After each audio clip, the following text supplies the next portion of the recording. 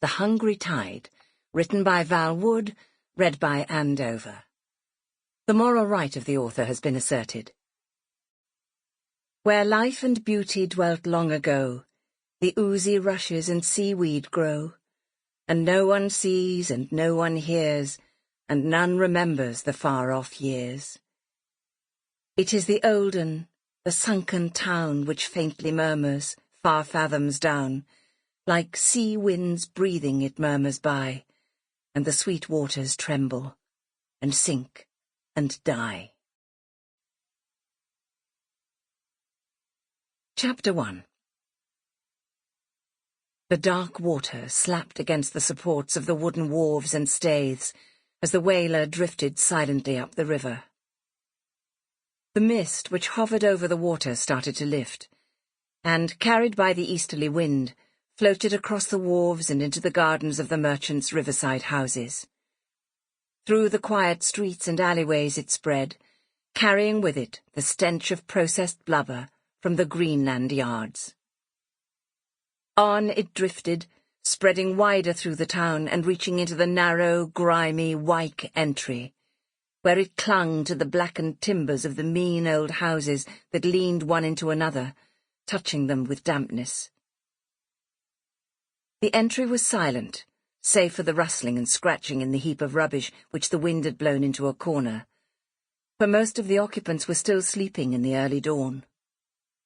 Then came the sound of laboured breathing and the pad of running feet, which directed themselves into the entry.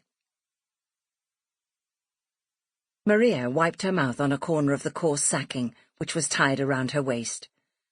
Her grey eyes blinked involuntarily at the tears which had formed as she retched into a bucket by the door. She'd been plagued by sickness with her other pregnancies, and accepted this nauseous condition as one of the ordeals of motherhood to be endured until the 4th month, when miraculously it would disappear. She straightened her back and took a deep breath. She didn't feel like going to work this morning. The very thought of the smell of the fish which she and the other women had to load into the barrels at the staith side turned her stomach and made her want to vomit again. But work she must. Whilst Will was at sea, the money she earned was very necessary. Food was dear. Tom had worn out his old boots and would need new ones this winter, and Will always insisted that money was put by in case the children were sick and needed medicine. Twice last winter, cough syrup and poultices had had to be bought for Alice, who, at 3, was a thin, pale-faced child with a weak chest. Maria smiled when she thought of Will. He had already set sail when she found that she was pregnant again. She prayed that she would keep this child.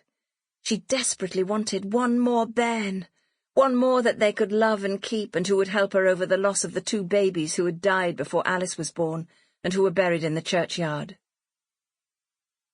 Will had been sailing on whaling ships for 18 years, since he was 12 years old, working for the same company as his father had before him, and he boasted often that Masterson's were the best company in the port, looking after its men and bringing industry into the town with its whale oil and whalebone. A generous bounty was given to the ship owners by the government, and the men were well paid for their labours. Will would have plenty of money in his pocket when he came home. There were losses, of course, and the men who worked these ships were well aware of the dangers lurking in the treacherous waters of the polar seas. Men were sometimes lost overboard, and frostbite was common, with loss of fingers and toes. Maria poured water from a jug into a bowl and rinsed her hands and face, and was brushing her long dark hair when she suddenly jumped, startled by a loud hammering on the door. "Maria! Maria!" The voice outside was insistent. "Who is it?" she whispered cautiously. "It's me! Annie! Open door, quick!" She banged again, even louder. "She's early," thought Maria, as she unbolted the door. They were not due down at the old harbour side for at least another hour. It was only just daylight. She lifted the sneck. "Shush! They'll waken children. Don't make so much row. Alice has had a bad night with her cough." "I'm sorry, love." Annie, her face pinched and grey, stood shivering on the doorstep. "But it's urgent. I had to come." "Come in, quick. What is it? What's up?" Maria Sample complete. Ready to continue?